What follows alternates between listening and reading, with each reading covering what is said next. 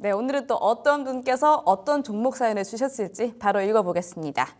자, 오늘 사연의 제목은 바이오 혁신의 숨은 진주를 찾아서입니다. 참 바이오 이야기 절대 빠질 수가 없죠. 안녕하세요. 저는 투자에 열정적인 26살, 너무 어려요. 청년 투자자 김민호입니다. 김민호님 환영합니다. 자, 저는 대학에서 생명과학을 전공하면서 국내 바이오 기업의 숨은 가치를 찾아 헤매고 있습니다. 그러다가 우연한 기회에 이 제약 바이오 분야의 숨은 챔피언을 만났는데요. 처음에는 생소했던 이 회사가 점점 제 투자의 확신으로 다가왔어요. 이 바이오 시밀러 분야에서 글로벌 경쟁력을 인정받고 있는 회사입니다. 바로 알테오젠인데요. 제 매수가는 35만 원, 비중은 20%입니다. 오늘 오랜만에 주가가 상승세를 탔습니다. 글로벌 제약사들과의 기술 협력 그리고 해외 임상 성과가 시장에서도 긍정적으로 평가가 되면서 우리 투자자분들의 기대감을 한 몸에 받고 있는 것 같아요.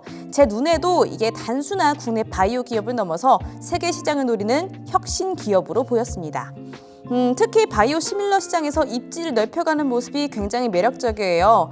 블록버스터급 파이프라인을 확보하고 유럽과 미국 시장 진출을 위한 전략적 움직임이 투자 결정의 핵심이었다고 합니다. 자, 이 기업이 글로벌 바이오 시밀러 시장에서 더욱더 경쟁력을 높이기 위해서 앞으로는 좀 어떤 구체적인 기술 개발을 하고 있는지 또 마케팅 전략까지 짜고 있는지 궁금하네요. 자, 앞으로 알테오젠의 전망과 가격 전략 좀 알려주세요 라고 사연을 주셨습니다. 자, 오늘은 또 오랜만에 너무너무 궁금해하시고 관심이 굉장히 많으신 알테오젠이네요. 자, 알테오젠이 오늘 하락에서 벗어나서 오늘 결국 30만 원 선을 회복을 또 해줬습니다. 제약바이오가 시장 따라서 흐름이 최근에 뭐 그렇게 좋지는 않지만 그래도 R&D 투자를 크게 늘리고 있다라는 소식도 더불어서 들리고 있거든요.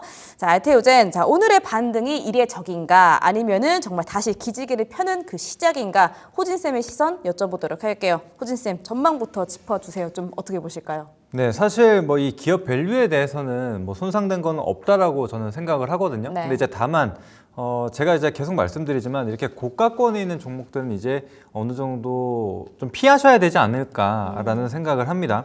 그래서 지금 이제 알테오젠 같은 경우에도 이제 신고가를 이제 45만 5,500원에서 찍고 나서 계속적인 조정이 나와주고 있죠. 게다가 이제 뭐 여러 노이즈까지 겹치게 되면서 지금 주가 변동성이 굉장히 큰 상황인데 제가 봤을 때는 지금 이 단기적인 흐름으로 봤을 때는 다시 막 신고가권으로 올라간다든지 신고가를 좀 돌파하는 흐름을 좀 기대하기는 어렵지 않을까라는 생각을 하거든요. 그래서 지금 당장으로 봤을 때는 좀 트레이딩 관점에 조금 더 가깝다라고 좀 생각을 하고요.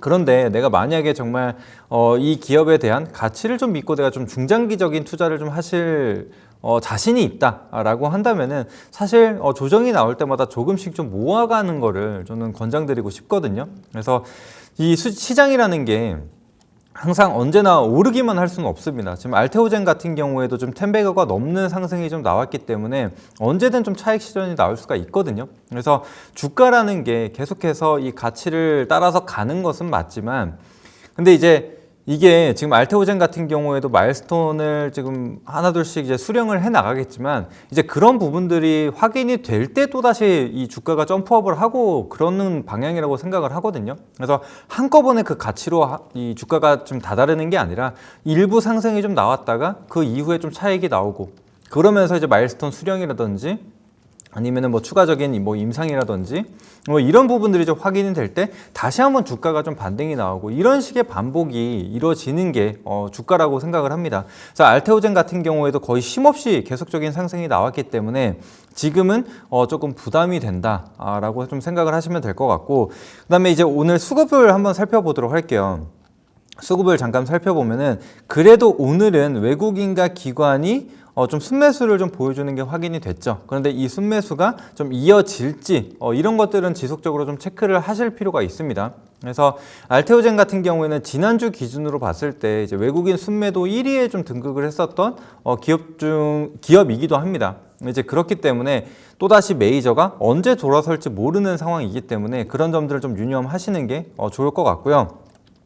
그다음에 이제 오늘 반등에 대한 부분은 이 박재순 대표가 이 특허에 대한 부분, 그래서 특허 전쟁이 있어서 굉장히 좀 자신감을 좀 표출을 했고요. 또 그 다음에 이제 경쟁사에 대한 부분, 특허 무효 소송을 지금 진행을 하는데 확실한 좀 가능성이 있다, 좀 이런 얘기를 했습니다. 이제 그러면서 이제 반등이 좀 나오게 됐는데 사실상 앞서 말씀드렸다시피 이렇게 좀 고가권에 있는 종목들은 호재보다는 좀 악재에 더 민감하게 좀 반응을 하는 상황이기 때문에 이게 어디까지 끌어줄지는 지금은 좀 확신할 수 없는 구간이라고 좀 생각을 합니다. 그래서 그런 부분들 좀 조심을 하시고, 그다음에 이제 추가적으로 좀 반등 구간을 보자면은 지금 매수가가 35만 원이라고 말씀을 하셨는데 지금 딱 이 구간이 지금 현재로서는 저항대 구간이라고 좀 볼 수가 있거든요. 그래서 한 번에 대량 거래량이 크게 좀 발생을 했었던 가격대이기도 합니다. 그래서 급락이 나오게 되면서 이 구간에서 저가 매수 혹은 여기서 이제 새롭게 신규 진입하는 그런 물량들도 상당히 좀 많았었던 가격대거든요. 그래서 지금 이 구간이 굉장히 좀 무거운 구간이라고 보시면 됩니다. 그래서 거래량이 500만 주가 넘었었죠. 그런데 이전에 상승 나왔을 때 흐름을 좀 보더라도 많이 나왔었던 게 300만 주거든요. 그래서 지금 이 구간에서 좀 과한 거래량이 좀 실렸다라는 것을 좀 볼 수가 있기 때문에 그런 부분들 좀 참고하시면 될 것 같고, 그다음에 추가적으로 이제 저점을 깨지 않는 게 지금으로선 굉장히 좀 중요한 구간입니다. 그래서 지금 최저가가 단기적인 저점 가격대가 27만 9천 원인데 만약에 이 구간을 또 깨게 된다라면은 또 한 번의 투매가 좀 이어질 수 있는 가격대라고 생각을 하거든요. 그래서 확실하게 지금 이 구간 30만 원 안착이라든지 혹은 적어도 28만 원 상단을 좀 유지해 주는지 그런 것들을 좀 체크하시는 게 좋을 것 같습니다. 알겠습니다. 자, 가장 첫 번째로 이 신고가권은 넘어가기에는 어렵다라고 합니다. 이 트레이딩 관점으로 보라는 부분을 좀 참고를 해보시면 좋겠고요. 아까 요즘 같은 시장은 호재에 더 민감하다라고 말씀해 주셨는데 이렇게 좀 오른 종목들은 악재에 더 민감하다라는 말씀도 해주셨어요. 언제든지 차익 실현이 나올 수 있다라는 부분 꼭 참고를 해보시고요. 자, 쌤, 그러면요. 올해는 일단은 한 달밖에 안 남았는데 그러면 내년 상반기까지는 좀 어떻게 보실지가 궁금해해요. 지금 구간이 좀 무겁다라고 하셨는데 그러면 상반기쯤에는 다시금 조정이 날 확률이 좀 큰 걸까요? 네, 일단은 지금은 뭐 상반기에 대한 흐름을 좀 예측하기보다는 앞서 말씀드린 대로 단기적으로 좀 바닥을 어디에서 잡아주는지, 하방 경직이 어디서 나타나는지 그 점이 이제 가장 중요한 구간이라고 생각을 하거든요. 그래서 지금 이렇게 조정이 좀 가파르게 나온 상황이기 때문에 반등도 그만큼 좀 세게 나왔어요. 그래서 하루에 막 20%대도 반등이 나오고 혹은 두 자릿대의 반등이 계속 연이어 나왔는데 지금 이 탄력이 조금씩 좀 약해지고 있는 것을 좀 볼 수가 있습니다. 그래서 지난번에는 장중에 20%대 반등, 그 다음에는 뭐 한 대략적으로 15%의 반등. 그런데 그 이후로는 뭐 5%, 그다음에 오늘 같은 경우에도 8%에 조금 못 미치는 반등이 나왔다라는 것을 좀 봤을 때 지금은 어쩔 수 없다. 그래서 조금 기다리시고 단기적으로 좀 봤을 때는 만약에 35만 원 구간으로 좀 올라온다라고 했을 때는 그때는 비중을 좀 축소를 하시는 게 맞을 것 같거든요. 그래서 이 구간을 35만 원 구간을 또다시 적어도 300만 주 이상의 거래량이 나오면서 돌파하는 게 아닌 이상은 계속 가져가시기에는 현재로서는 좀 부담스럽다.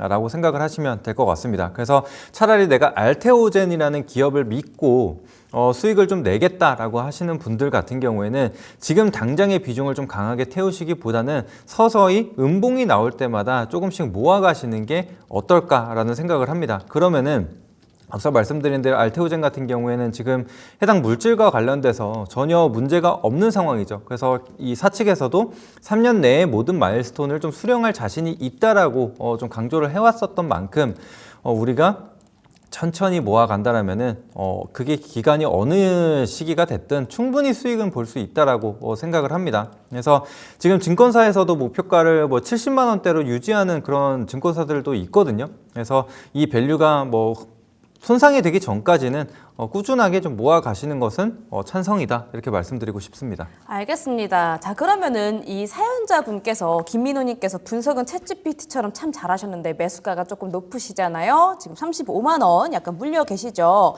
그렇다면 음봉 나올 때마다 모아 가시되 이 단계적으로 목표가 손절가 간략하게 또 말씀 주실 수 있을까요?